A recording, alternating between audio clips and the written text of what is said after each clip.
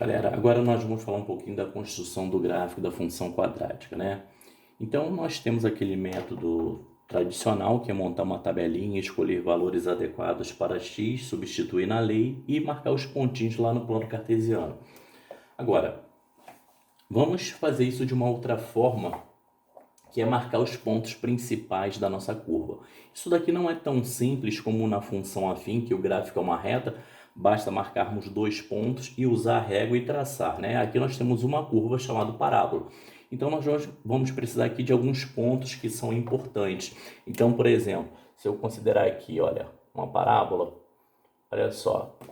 É interessante sabermos se a concavidade está para cima ou para baixo, interseção com o eixo y, interseção com o eixo x e também aqui o vértice, né? É onde ela vai mudar, ela vem decrescente e passa a ser crescente, né? Então nós vamos analisar nesse aspecto. Então, olha, é importante olharmos para o coeficiente a, que define a concavidade, né? Os zeros da função, que vão me dizer onde corta o eixo x, e também o c. O c me indica onde vai cortar o eixo y, né? Por quê? Se está sobre o eixo y, é porque o x é zero. Substituindo o x por zero na lei de formação, vai sobrar o c.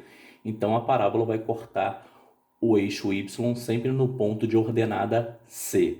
Isso vale para qualquer função polinomial. Se vocês pegarem lá a função afim, que representa um polinômio do primeiro grau quando a é diferente de zero, isso quer dizer que vai cortar o eixo y no ponto de ordenada b. Precisamos também do vértice, né? Que vai indicar se o ponto é mínimo ou o ponto é máximo. E a reta que passa pelo vértice e é paralela ao eixo y, que é, na verdade, o eixo de simetria, né? A gente imagina aqui o eixo de simetria, desenha uma parte da parábola e faz o simétrico dela. Então, vamos ver como isso funciona. Então, eu coloquei aqui para vocês uma função quadrática, que eu gosto muito, f de x igual a x ao quadrado menos 4x mais 3, porque isso aqui facilita o meu desenvolvimento. Então, o primeiro passo, eu sei que a concavidade é para cima, porque ali o meu a é igual a 1, ele é positivo. Depois, a interseção com o eixo y é no ponto 0,3, né? Então, se eu substituir o x por 0, vai dar 3, é justamente no C. 3, interseção com o eixo x. Na interseção com o eixo x, eu vou ter que zerar o y, né? Ou seja, eu vou ter que calcular os zeros da função. Se eu fizer aqui o y igual a 0, eu vou ter o quê? Uma equação do segundo grau, vocês vão encontrar x igual a 1 ou x igual a 3. Então, aqui vai ser no ponto 1, 0 e no ponto 3, 0, tá ok? Agora, vamos para o vértice da nossa parábola. O vértice, ele tem coordenadas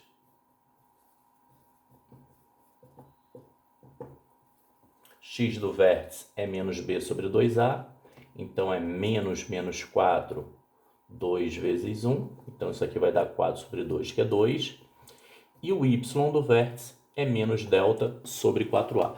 Se vocês calcularem o delta aí, vocês vão encontrar b ao quadrado, 16, menos 4ac, 16 menos 12 dá 4. Então, vai ficar menos 4 sobre 4 vezes 1. Isso vai dar menos 1.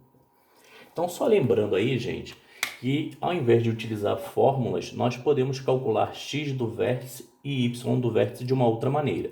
Por exemplo, se eu conheço os zeros da função, é só fazer a média aritmética. Olha, 1 mais 3, 4 sobre 2, 2. Se eu conheço o x do vértice, é só pegar o x do vértice e substituir na fórmula. 2 ao quadrado, 4, com 3, 7, menos 8, menos 1. Já calculei o y do vértice. Agora nós vamos marcar esses pontinhos, tá? Então, eu tenho aqui o ponto 0,3, onde corta o eixo y, né? Tem o ponto 1, 0 e o ponto 3, 0, onde corta o eixo x. 2 com menos 1 é o vértice da minha parábola. Observem que eu tenho esses pontos para descrever aqui, né? E só que eu não sei como é que vai ficar do lado de cá. Mas lembrando que a minha curva, ela tem um eixo de simetria, eu vou fazer a simetria em relação a isso daqui, tá? Então eu vou marcar o seguinte, olha, aqui eu tenho 2 unidades, vou jogar 2 unidades para cá, vai dar 4, então vai ser a mesma imagem aqui. Então 4 com 3. E agora eu vou fazer o esboço do gráfico.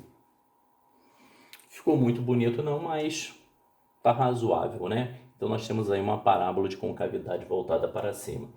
Nós podemos aproveitar isso daqui e falar de algumas coisas que nós já estudamos de função, né? Fazer uma análise desse gráfico. Vamos aproveitar isso então.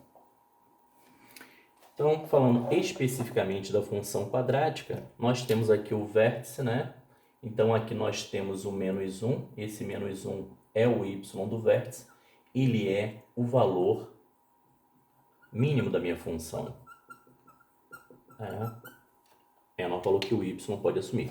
Logo, a imagem dessa função é de menos 1 para mais infinito. Então, nós temos aqui que a imagem da função, né, a imagem de f, é de menos 1 para mais infinito. Nós podemos perceber também que essa parábola ela tem 2 ramos, um ramo decrescente e um ramo crescente. Se a gente considerar aqui o nosso eixo de simetria, é o eixo de simetria. Nós vamos dividir o nosso domínio em uma parte em que o ramo é decrescente e a outra parte em que o ramo é crescente. Então, nós podemos afirmar que f é decrescente no intervalo de menos infinito até 2. E podemos falar que ela é crescente no intervalo de 2 para mais infinito. Tá certo? O que mais que nós podemos lembrar aí sobre análise de gráfico? Nós podemos falar também do sinal dessa função. Se vocês observarem direitinho, nós temos aqui o eixo x, temos uma parte acima, uma parte abaixo e a interseção também com o eixo x. Então, nós podemos dizer onde essa função ela é positiva, onde ela se anula e onde ela é negativa, tá? Então, primeiro passo, quem anula essa função? São os zeros da função. 1, tá? Para x igual a 1 ou x igual a 3. Quais são os valores de x que tornam essa função positiva? Se vocês olharem aqui, qualquer x menor do que 1 tem imagem para cima, então ela é positiva. Qualquer x maior que 3 tem imagem para cima, ela é positiva. Então, isso daqui é para x menor que 1 ou x maior que 3. Se vocês pegarem qualquer valor entre 1 e 3, a imagem é para baixo, ou seja, ela é negativa. Então, isso daqui para x entre 1 e 3. Beleza? Então é isso, galera.